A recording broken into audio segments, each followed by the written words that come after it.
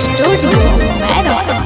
सुना गोरी तनी धीरे नाच लोग बहन तनी है नहुता को। सुना गोरी तनी धीरे नाच लोग बहन तनी है नहुता को। पैसा दिया तोरा साटा के ए गोरी तनी लगे सट। ए गोरी तनी लगे सट देख के भाग जन काटा के। ए गोरी तनी लगे सट देख के भाग जन काटा के। सुना गोरी तनी धीरे नाच लोग बहन तनी है नहुता को।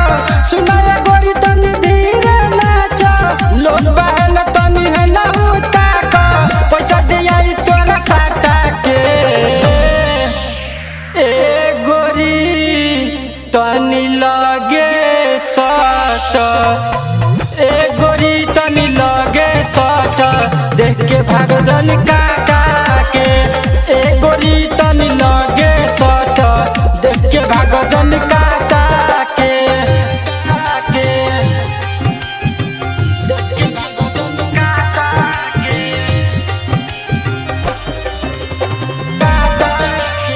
म्यूजिक बाय राजीव बाबू।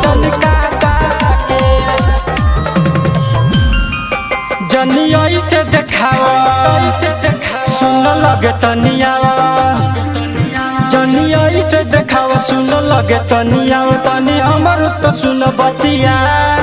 जनी हमारा के ठेला सबके माजा तू ले लो। सुन आजुए के रतिया। सुन गोरी अभी कुछ ना भइल काहे ना चलू। सुन हमारा से भइल। सुन गोरी अभी कुछ ना भइल काहे ना चलू। सुन हमारा से भइल भले तू ले लो सबके पाता के। ए गोरी तनी लगे सट। ए गोरी तनी लगे सट देख के भाग जन काटा के।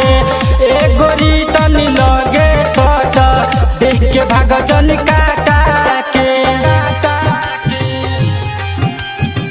देख के भाग जन काटा के। म्यूजिक बाय राजीव बाबू। दिल गइल हमर हिली जाने कब मजा मिली। दिल गइल हमर हिली जाने कब मजा मिली। धक धक करतावे छतिया मारी पावर ब्रेक चौकी कदलू की रेक लागे लिया के परी खटिया। आशिक राज देखी हो गल घायल पंकज विकास कहे आगे झुकायल।